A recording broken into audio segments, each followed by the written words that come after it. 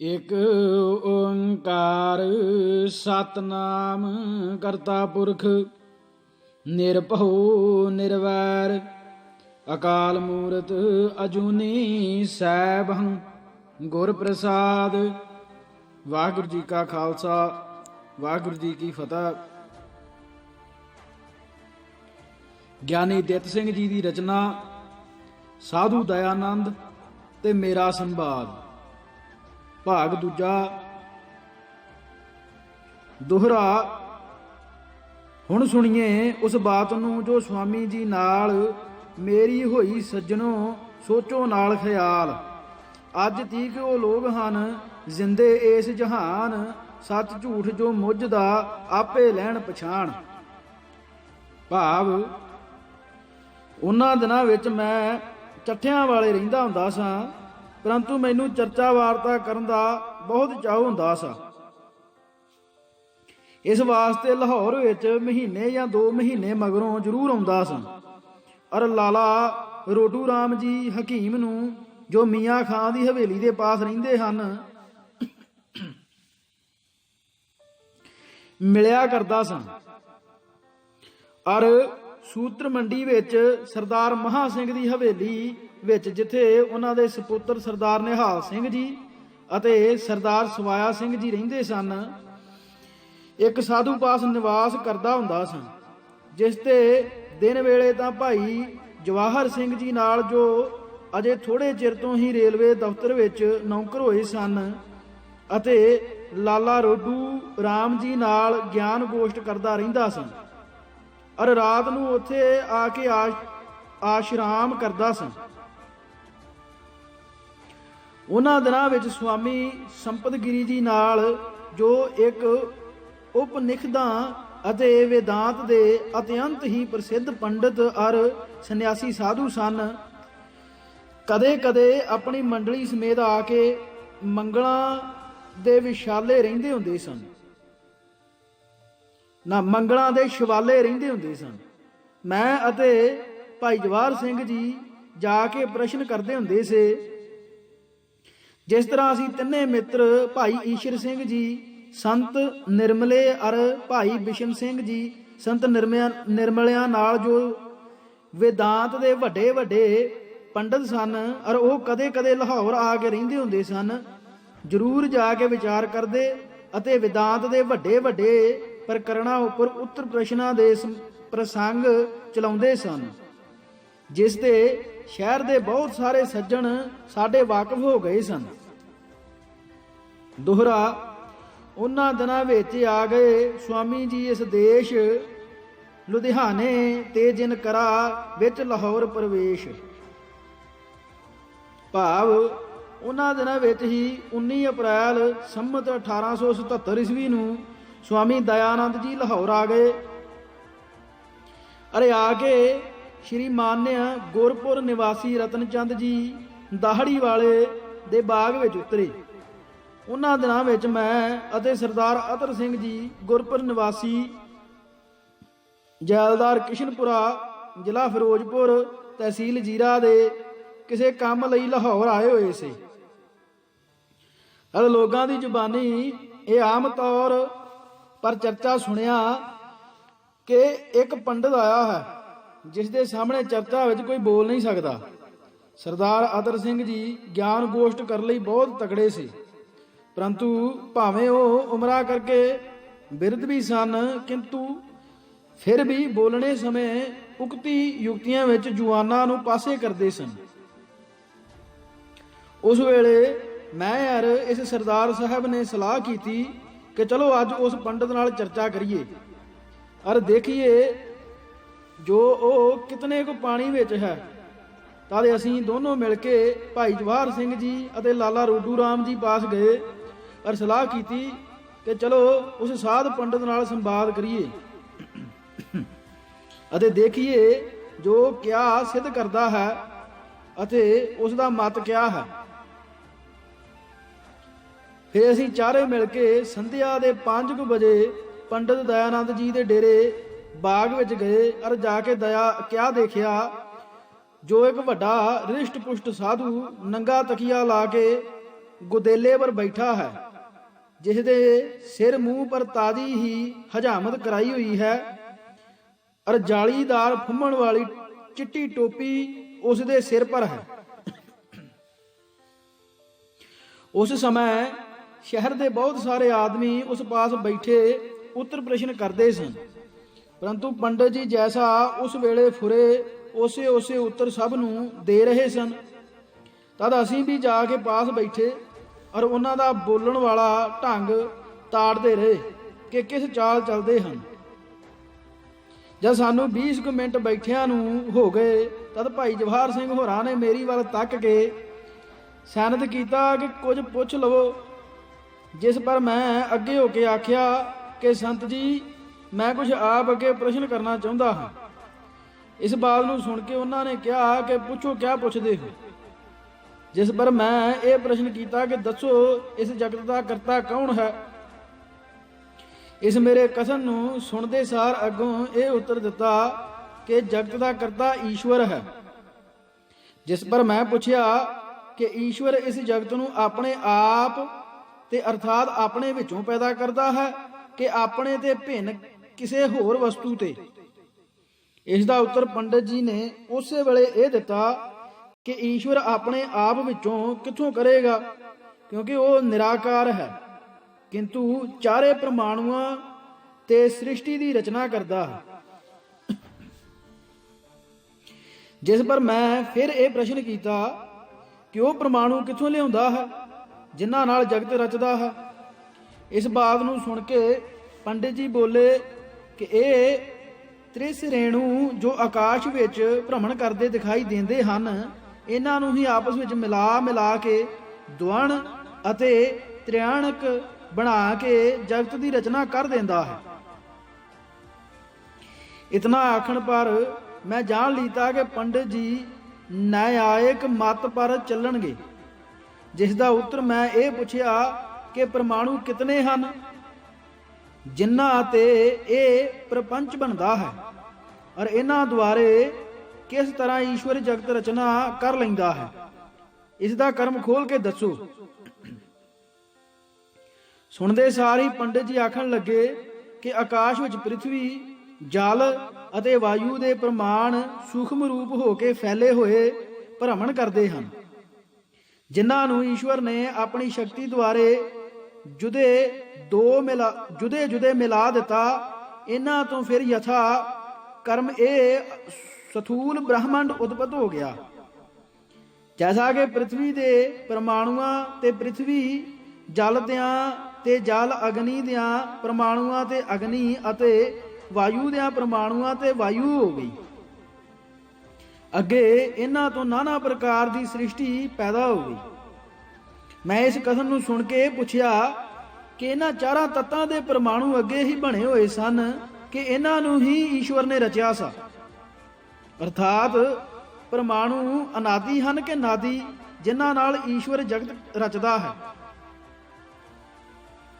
ਤਦ ਹੱਸ ਕੇ ਆਖਣ ਲੱਗੇ ਕਿ ਈਸ਼ਵਰ ਕੋਈ ਸਕਾਰ ਪਦਾਰਥ ਨਹੀਂ ਜੋ ਸਥੂਲ ਤੱਤਾਂ ਨੂੰ ਆਪਣੇ ਆਤਮਾ ਤੇ ਰਚਦਾ, ਕਿੰਤੂ ਇਹ ਚਾਰੇ ਤੱਤਾਂ ਦੇ ਪ੍ਰਮਾਣੂ ਅੱਗੇ ਹੀ ਹਨ, ਔਰ ਇਹ ਅਨਾਦਿ ਹਨ, ਜਿਸ ਤੇ ਈਸ਼ਵਰ ਨੇ ਇਹਨਾਂ ਨੂੰ ਪਰਸਪਰ ਮਿਲਾ ਕੇ ਜਗ ਰਚਨਾ ਕਰ ਲੀਤੀ ਹੈ।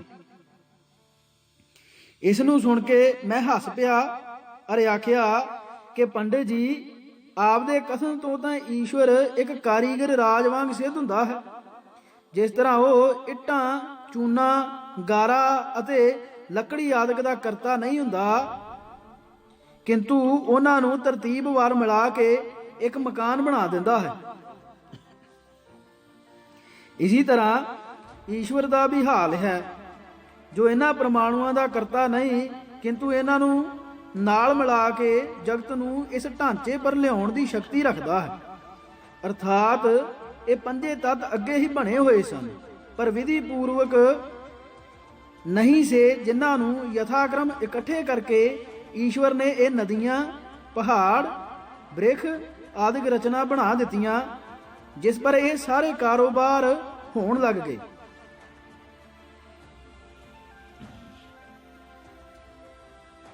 ਆਪ ਦੇ ਕਥਨ ਤੇ ਤਾਂ ਈਸ਼ਵਰ ਇੱਕ ਬੁੱਢੀ ਵਰਗੀ ਬੁੱਧ ਰੱਖਦਾ ਹੈ ਕਿ ਜਿਸ ਤਰ੍ਹਾਂ ਉਹ ਆਟਾ, ਚਾਵਲ, ਦਾਲ, ਸਾਗ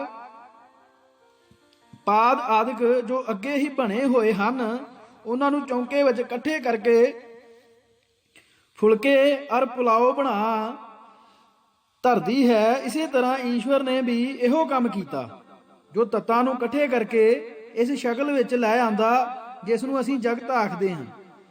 ਇਸ ਤੇ ਇਹ ਸਾਬਤ ਹੁੰਦਾ ਹੈ ਕਿ ਪਰਮਾਣੂਆਂ ਦਾ ਨਾਮ ਜਗਤ ਨਹੀਂ ਹੈ, ਕਿੰਤੂ ਪਰਮਾਣੂ ਵੀ ਇਹ ਈਸ਼ਵਰ ਦੀ ਤਰ੍ਹਾਂ ਜਗਤ ਦਾ ਕਾਰਨ ਹਨ। ਕਿੰਤੂ ਜੇ ਇਸ ਬਾਤ ਨੂੰ ਮੰਨ ਵੀ ਲਈਏ ਤਾਂ ਈਸ਼ਵਰ ਦੀ ਅਕਲ ਇੱਕ ਰਸੋਈ ਕਰਨ ਵਾਲੀ ਬੁੱਢੀ ਜਿਤਨੀ ਹੀ ਪ੍ਰਤੀਤ ਹੁੰਦੀ ਹੈ, ਇਸ ਤੋਂ ਵੱਧ ਕੇ ਨਹੀਂ ਜਾਪਦੀ। ਮੇਰਾ ਇਤਨੇ ਆਖਣ ਪਰ ਪੰਡਿਤ ਜੀ ਕੁਝ ਗੁੱਸੇ ਹੋਏ ਅਤੇ ਕੁਝ ਹੱਸ ਪਏ। फिर आगे ये उचरे कि तुम जो ईश्वर को बुढ़ी की तुलना देते हो ते उस बुढ़ी से जगत की कुछ तो रचना करा दो जिससे तुम्हारा पक्ष सिद्ध हो। मैं आख्या कि आप जे बुढ़ी ते जगत बनाना चाहते हो तो तुसी भी अपने ईश्वर पासों थोड़ा जिहा आलूआं दा सलूना अते मिठा पुलाव तां बनवा दिओ। इसका उत्तर साधु ने केवल इतना ही दिता कि क्या ईश्वर साकार है जो रसोई बनाए। मैं कहा कि इसे तरह क्या बुढ़ी निराकार है जो आपदे कथना अनुसार जगत बनाए, परंतु फिर भी विचारी घर दे सारे काम करती है और हीरियां वर्गे बच्चे जनती है जो वड्डे वड्डे सूरबीर पंडित अते हठी तपी जति सती हो के संसार पर अपने नाम सूरज की तरह प्रकाशित करते हैं। फिर क्या ईश्वर एक देगची दाल दी भी नहीं रिन सकता और उस बुढ़ी नालों भी कामकार विच गिर गया है।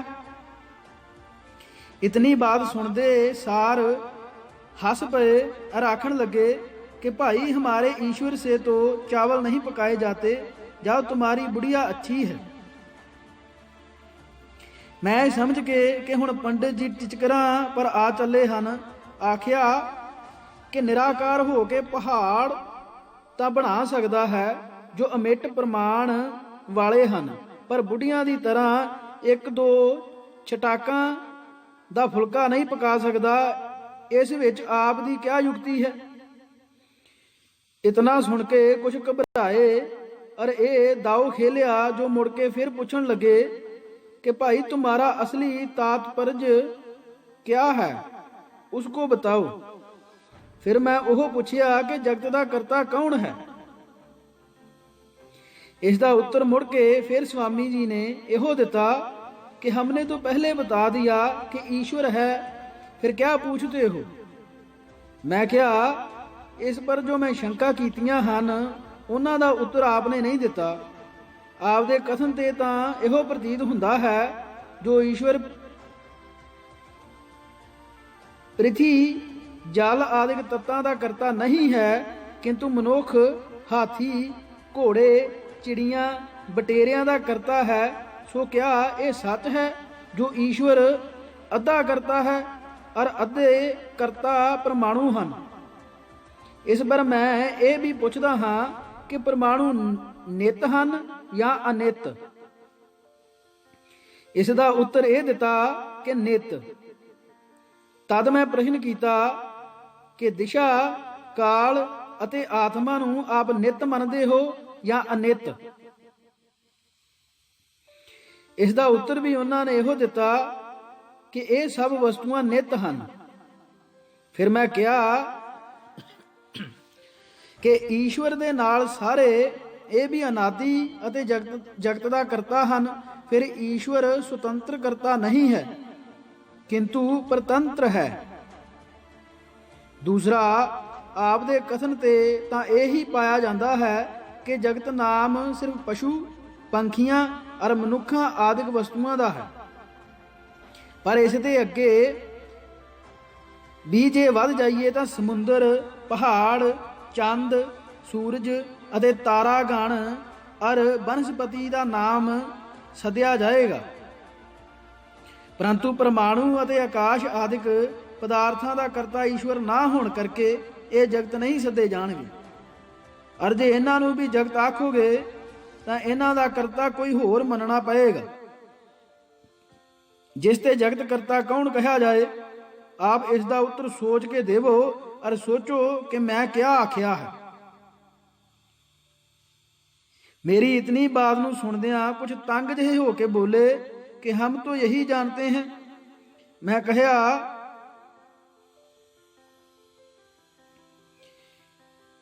ਕਿ ਇਹ ਆਖਣਾ ਇਸ ਦਾ ਉੱਤਰ ਨਹੀਂ ਹੈ।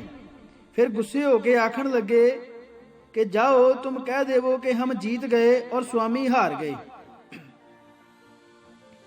जिस पर मैं आख्या कि कहना क्या है, ये तां सुंदरदास प्रसिद्ध दिखियावत धान का खेत पराली सो जानो वाली बात सब नूं प्रतीत हुंदी है।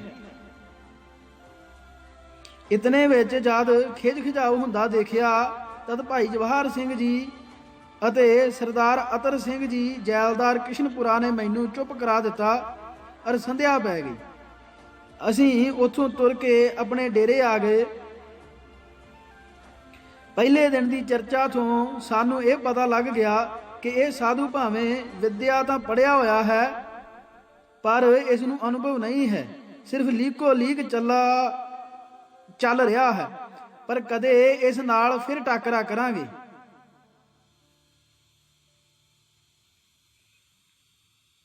दूसरा शास्त्रार्थ। दोहरा दसम गुरु करना ने दई खल खंडन जगराज, सो सद ही निज हाथ दे राखे वृद्ध की लाज। नाल साध दे दूसरा जो मेरा तकरार, होया सी जो सज्जणों सुनिए नाल प्यार। वेदां नूं सी आखदे हन ईश्वर दे वाक, उसदा खंडन मैं करिया खोल भरम ਦੇ ਤਾਕ। ਭਾਵ ਥੋੜੇ ਹੀ ਦਿਨਾਂ ਮਗਰੋਂ ਸਵਾਮੀ ਜੀ ਉਸ ਬਾਗ ਵਿੱਚੋਂ ਡਾਕਟਰ ਰਹੀਮ ਖਾਨ ਸਾਹਿਬ ਦੀ ਕੋਠੀ ਵਿੱਚ ਆ ਗਏ। ਪਰ ਉਹ ਕੋਠੀ ਹਸਪਤਾਲ ਦੇ ਪਿੱਛੇ ਸੀ ਜਿੱਥੇ ਅੱਜ ਕੱਲ ਵੈਟਰਨਰੀ ਕਾਲਜ ਅਰਥਾਤ ਘੋੜਿਆਂ ਦੇ ਇਲਾਜ ਦਾ ਮਦਰਸਾ ਹੈ।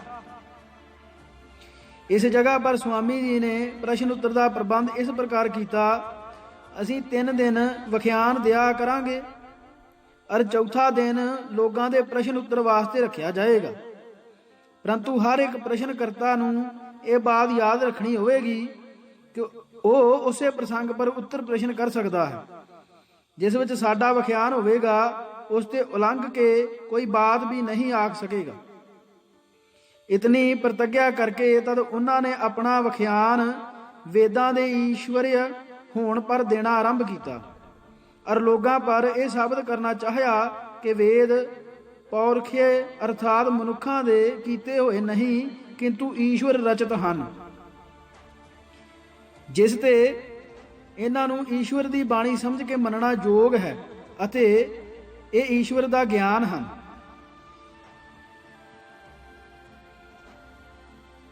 ਆਪਣੇ ਇਸ ਕਥਨ ਦੇ ਸਿੱਧ ਕਰਨ ਲਈ ਉਹਨਾਂ ਨੇ ਇਹ ਯੁਕਤੀ ਕਥਨ ਕੀਤੀ ਜਿਸ ਨਾਲ ਉਹ ਸਾਬਤ ਕਰਨਾ ਚਾਹੁੰਦੇ ਸੀ ਕਿ ਵੇਦ ਮਨੁੱਖ ਰਚਿਤ ਨਹੀਂ। ਜਿਸ ਤੇ ਕਹਿਣ ਲੱਗੇ ਕਿ ਸ੍ਰਿਸ਼ਟੀ ਦੇ ਆਦਿ ਕਾਲ ਵਿੱਚ 4 ਰਿਖੀ ਪੈਦਾ ਹੋਏ ਸਨ, ਜਿਨ੍ਹਾਂ ਦੇ ਅਗਨੀ, ਵਾਯੂ, ਆਦਿਤ ਅਤੇ ਅੰਗਰਾ ਨਾਮ ਸਨ।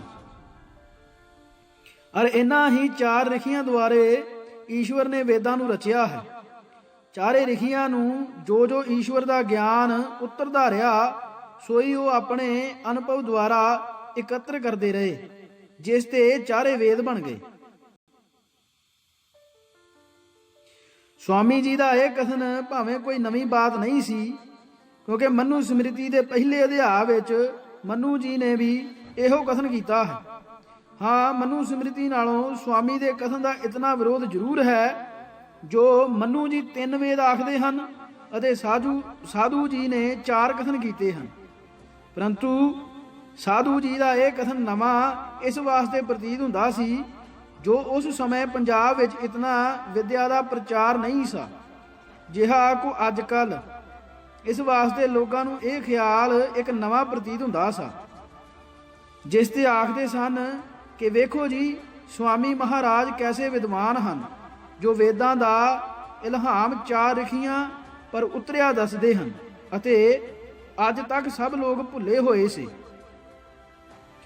ਜੋ ਬ੍ਰਹਮਾ ਨੂੰ ਹੀ ਵੇਦਾਂ ਦਾ ਕਰਤਾ ਮੰਨਦੇ ਸਨ, ਕਿਉਂਕਿ ਲੋਕਾਂ ਨੂੰ ਇਹ ਖਬਰ ਨਹੀਂ ਸੀ ਕਿ ਬ੍ਰਹਮਾ ਨੂੰ ਹੀ ਹਿਰਨ ਗਰਭ ਆਖ ਕੇ ਮਨੂ ਜੀ ਨੇ ਵੀ ਵੇਦਾਂ ਦਾ ਕਰਤਾ ਵਰਣਨ ਕੀਤਾ ਹੈ। ਸੋ ਇਸ ਭਾਗ ਲਈ ਇਹਨਾਂ ਜੀ। ਵਾਹਿਗੁਰੂ ਜੀ ਕਾ ਖਾਲਸਾ, ਵਾਹਿਗੁਰੂ ਜੀ ਕੀ ਫਤਿਹ।